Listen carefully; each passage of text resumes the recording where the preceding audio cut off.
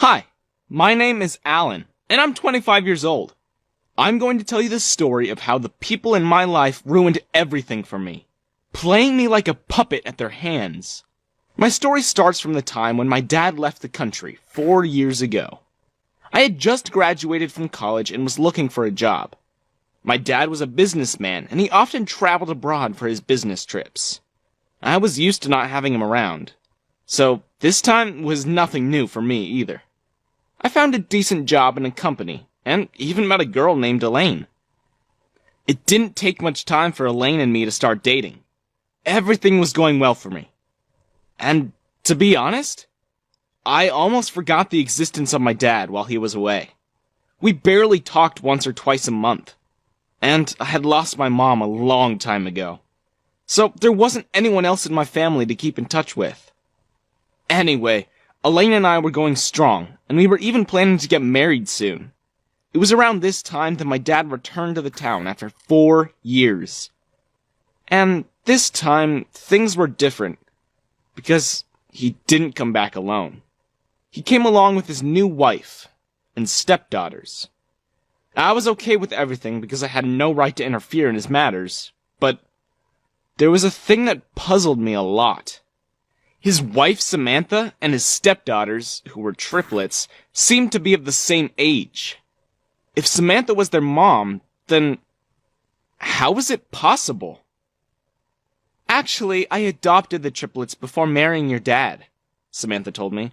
They're just a few years younger than me, but I still treat them as my daughters. As if that made any sense. Something seemed to be very fishy here. And again, none of this would have mattered to me if they had left me alone. Ever since they joined my family, they made my life a nightmare. No, they were not like the evil stepmothers and sisters that we all know of. They were more twisted and weird. They constantly used to follow me around and hit on me every chance they got. And I'm not just talking about the triplets here. Even my stepmom Samantha was involved. As for my dad, he had left for another business trip after dumping his wife and daughters on me. "Wow, Alan, you're very good-looking," Samantha said one day. "You must be quite popular with girls, huh?" "It doesn't matter," I replied.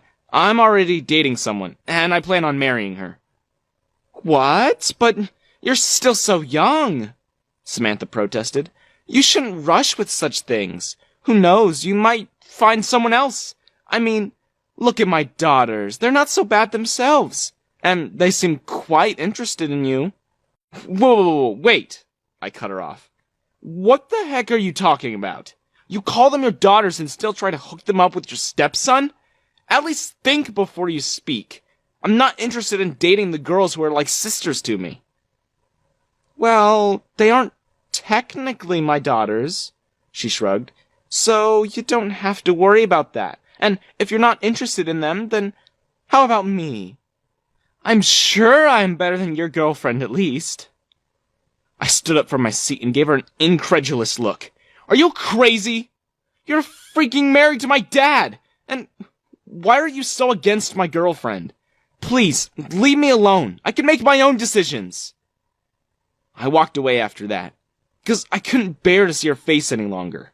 What kind of insane woman had Dad married? To be honest, I had my doubts since the beginning. Why would he just bring her here and then leave? What was he planning? Even after that day, Samantha still kept chasing after me, and sent the triplets to flirt with me quite often. It was a headache to tell them off every day. Not to mention, whenever I invited Elaine over, they all behaved very rudely. It was clear that they were trying to scare her away. But I had already warned her about them, so she didn't react much. One day, I was leaving the house to go and meet Elaine, when Samantha called me from behind. "What?" I asked irritably. "Where are you going on a Sunday? Won't you spend some time with us?" she asked sweetly. "No, I have to meet my girlfriend," I replied. "So you're going to ditch your family for her?" I scoffed. "One moment you say that you're my family, and the next, you say that you're technically not my family, so I should think about dating you. Why don't you make up your mind first?" I left before she could reply. "But Of course, I should have known that she wouldn't let me leave so easily. As soon as I got inside the elevator, the triplets came rushing in too. "What the heck?" I exclaimed. "Can't you take another elevator? It's getting too crowded with you." "Come on, Alan, don't be like that," Brooke, one of the triplets, replied. "We're also going somewhere." Ugh. I stood in a corner and kept my mouth shut, trying to avoid them as much as I could. But Brooke suddenly asked to borrow my phone to make a call. I wish I'd never listened to her. As soon as I gave her the phone, she dropped it, and Lisa, the second triplet, stepped on it to complete the damage. "Oh, I'm so sorry," Lisa apologized, not sounding sorry at all. "I'll buy you a new phone, Alan. I'm so sorry." I was doing my best to control my temper, but that didn't work for long, because the elevator suddenly came to a stop and everything went dark and quiet. Suddenly, realization struck me. This had to be their plan. Samantha sent them in the elevator right after me so that she could trap me like this.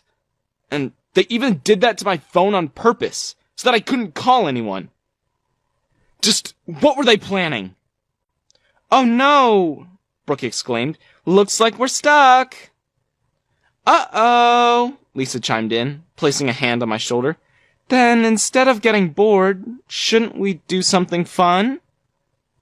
Wow, weren't they too calm for someone who was stuck?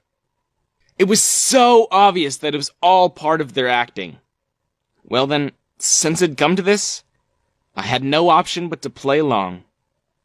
"Oh, God, I don't feel good," I said, clutching my head.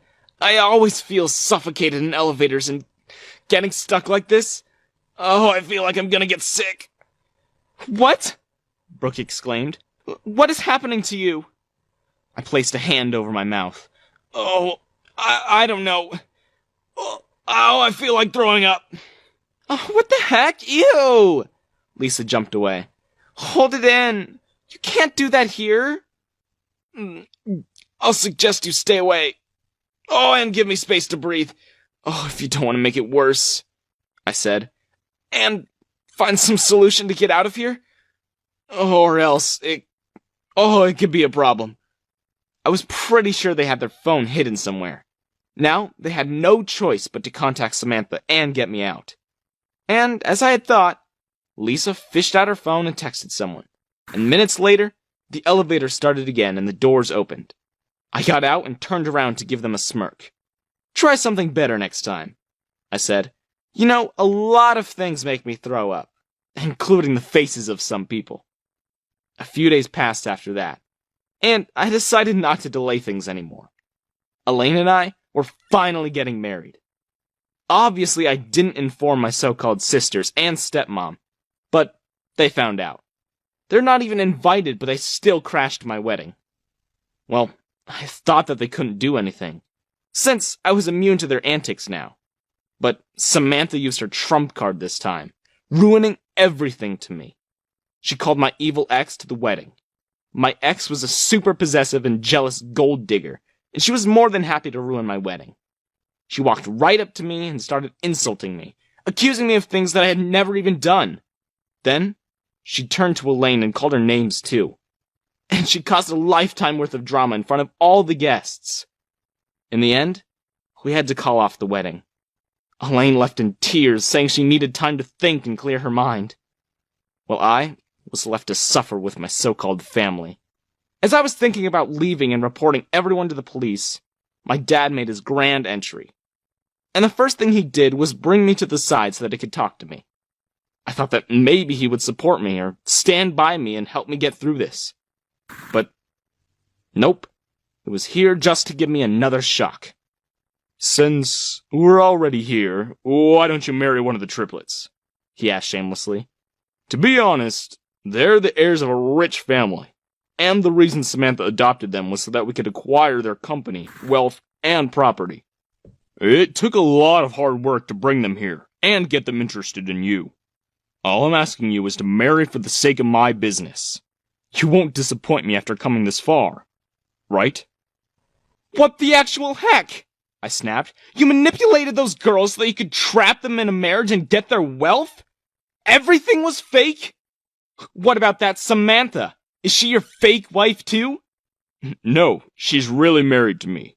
But we did it only for our mutual benefit. Both of us are going to get a lot out of this deal. All that is left to do is for you to marry one of the triplets. And then, our future will be forever secure. It's simple, right? Wow. Who was this man? I felt ashamed to be related to him. Moreover, the triplets who I hated so much, somehow I pitied them now. It looked like they had no idea what they were being used for. What could I possibly do now to fix everything?